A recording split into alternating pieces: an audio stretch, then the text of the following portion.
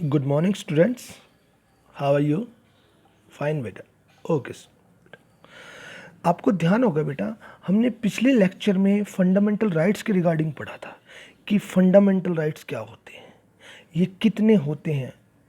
ठीक है, हमारे कॉन्स्टिट्यूशन ने कौन कौन से फंडामेंटल राइट्स हमें दिए हुए हैं। तो हमने पढ़ा था कि उसमें 6 फंडामेंटल राइट्स होते हैं, कौन कौन से आर्टिकल्स में, ये सभी चीज़ें हमने डिटेल में पढ़ी थी। आज हम पढ़ेंगे फंडामेंटल ड्यूटीज़ के बारे में।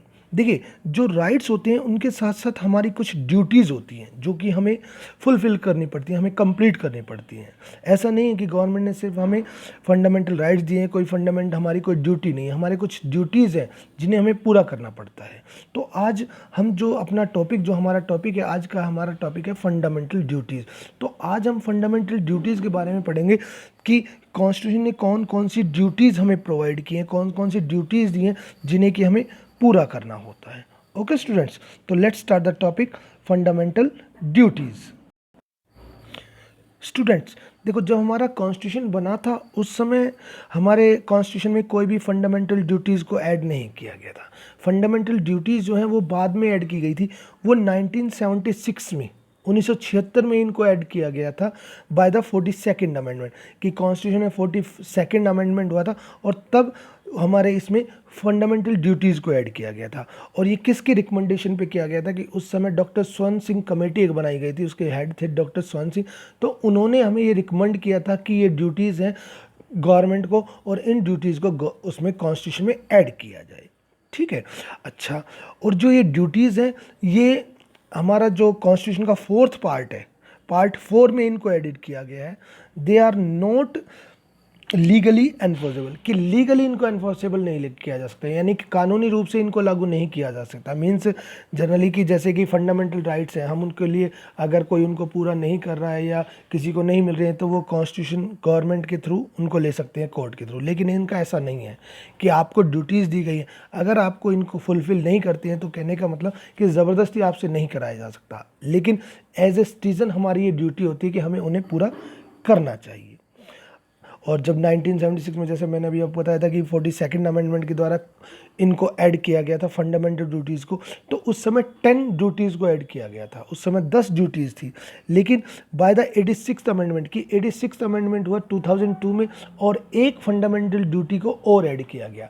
तो टोटल जो फंडामेंटल ड्यूटीज़ हमारे कॉन्स्टिट्यूशन में इस समय है, दे आर 11 फंडामेंटल ड्यूटीज़ है, जो कि आर्टिकल 51A में है, कॉन्स्टिट्यूशन के 4th पार्ट में।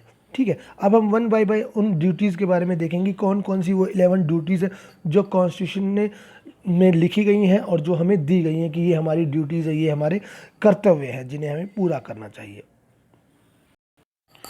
हमारी फर्स्ट ड्यूटी है to abide by the constitution and respect its ideals and institutions, the national flag and the national anthem. To abide by the constitution, कि हमें अपने कॉन्स्टिट्यूशन को फॉलो करना चाहिए, कि जो हमारा कॉन्स्टिट्यूशन बनाया गया है उसे हमें मानना चाहिए, उसे हमें फॉलो करना चाहिए।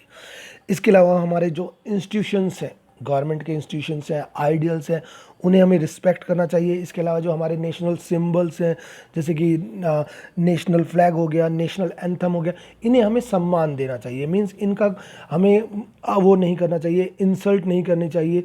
ठीक है, तो हमें अपने जो नेशनल हमारे सिंबल्स हैं, नेशनल इंस्टीट्यूशंस हैं, इन सभी का हमें सम्मान करना चाहिए। ओके स्टूडेंट्स, सेकंड हमारी फंडामेंटल ड्यूटीज़ है कि to cherish and follow the noble ideals which inspired our national struggle for freedom, कि हमें जो आइडियल्स हैं, यानी कि जो हमारा नेशनल फ्रीडम के लिए स्ट्रगल जो हुआ था, उनके जो आइडियाज़ हैं, जिनसे कि जो नेशनल स्ट्रगल्स हैं, फ्रीडम फाइटर्स हैं, जिनसे इंस्पायर होते, उन आइडियाज़ का हमें एक तो संजो के रखना है, कि हमें अपने फ्यूचर के लिए उनको बचा के रखना है और हमें उनको फॉलो भी करना है। कि ऐसा नहीं है सिर्फ हमें उन्हें संजो के, उन्हें बचा के रखना है, हमें उन्हें फॉलो भी करना है।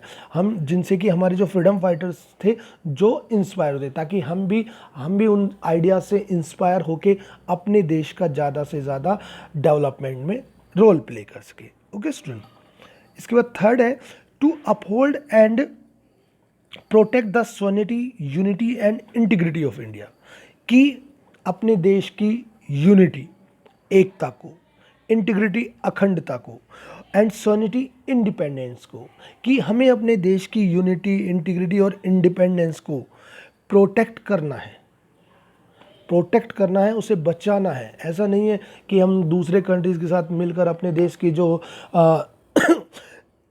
अपने देश की जो भी चीज़ें हैं, अपने देश की जो भी इंफॉर्मेशन है, उनको हम पास कर रहे हैं। ऐसा नहीं है, हमें अपनी देश की यूनिटी, इंटीग्रिटी और जो वो है, उसकी डिग्निटी है, उसका आप कह सकते हो इंडिपेंडेंस है, उसको हमें बचाना है।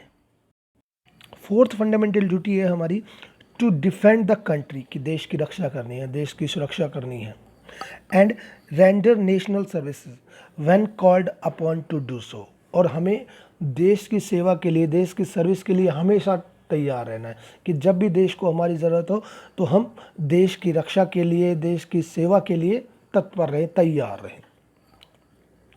फिफ्थ में आता है to promote harmony and the spirit of common brotherhood amongst all the people of India, transcending religious, linguistic and regional और सेक्शनल डाइवर्सिटीज़, कि हमें देश के अंदर, मीन्स हमारे देश में काफ़ी ज़्यादा डाइवर्सिटी, अलग अलग कल्चर, अलग अलग लैंग्वेज, अलग अलग रिलीजन के लोग हैं, तो इन सभी लोगों के बीच में, इन सभी लोगों के अंदर हमें ब्रदरहुड को बढ़ावा देना है, यानी कि भाईचारे को बढ़ावा देना है। मीन्स जो कंट्री के लोग हैं उन्हें आपस में डिवाइड नहीं होने देना है, बल्कि उन्हें एक साथ यूनाइट रखना है। और इसके साथ साथ कि जो वीमेंस की जो सम्मान है उसको बचाना है। मीन्स हमें कोई भी ऐसा काम नहीं करना है जिससे कि वीमेंस का असम्मान हो, उनकी इंसल्ट हो, उनकी डिग्निटी को ठेस पहुँचे। ठीक है, तो हमें एक तो सभी लोगों के बीच में भाईचारे को बना के रखना है, और दूसरा वीमेंस की रिस्पेक्ट करनी है, और कोई भी अगर इस तरह के काम करता है जिससे कि वीमेंस की डिग्निटी को नुकसान होता हो, उन चीज़ों पर हमें रोक लगानी है। ओके स्टूडेंट्स, नेक्स्ट हमारी ड्यूटी जो आती है to value and preserve the rich heritage of our composite culture, कि हमारी कल्चर की जो एक विरासत है, कि ठीक है ना, हमारी जो कल्चर है अब धीरे धीरे अगर हम बात करें ख़त्म हो रही है, तो इस विरासत को हमें बचा के रखना है, इसको सम्मान करना है, ताकि जो हमारे आगे आने वाली जनरेशन है वो इस कल्चर को समझ सके और इसको आगे ले जा सके। इसके बाद आता है to protect and improve the natural environment, कि नेचुरल जो हमारा एनवायरनमेंट है उसे प्रोटेक्ट करना है, उसे इम्प्रूव करना है, जैसे कि फॉरेस्ट हो गया, लेक्स हो गया, रिवर्स, वाइल्ड लाइफ, और to have compassion for living creatures, जो लिविंग क्रिएचर्स है, मीन्स सभी को हमें बचाना है। फॉरेस्ट हो गया, लेक्स हो गया, rivers, wild life, living creatures जो भी है उनको हमें बचाना है, क्योंकि देखिए आगे अगर हम बात करें, इस समय हमारा एनवायरनमेंट काफ़ी ज़्यादा ख़राब होता जा रहा है, तो हमें इस एनवायरनमेंट को प्रोटेक्ट करना है, प्रिजर्व करना है, और इसको इम्प्रूव भी करना है। इसके बाद आता है to develop the scientific temper, humanism and the spirit of inquiry and reform, कि हमें अपने अंदर एक वैज्ञानिक स्वभाव, मीन्स हमेशा मतलब ऐसा नहीं कि हम जो भी आप अगर बात करें कि पहले लोग अंधविश्वासी होते थे, इस चीज़ों पे नहीं, हमें एक अपना वैज्ञानिक स्वभाव को हमें मेंटेन करना है। इसके अलावा हमें हमेशा मानवता को बढ़ाना है, और एक inquiry, spirit of inquiry and reforms, की हमेशा हमें कि इंक्वायरी यानी कि ज्ञान के लिए तैयार रहना है, ज्ञान के लिए इच्छुक रहना है, रिफॉर्म के लिए हमेशा तैयार रहना, कि सोसाइटी में कुछ रिफॉर्म की ज़रूरत हो तो हम हमेशा उसके लिए तैयार रहें, उसमें हमें मतलब कि रिफॉर्म जो भी सुधार करने की ज़रूरत हो उसमें हम सुधार कर सकें।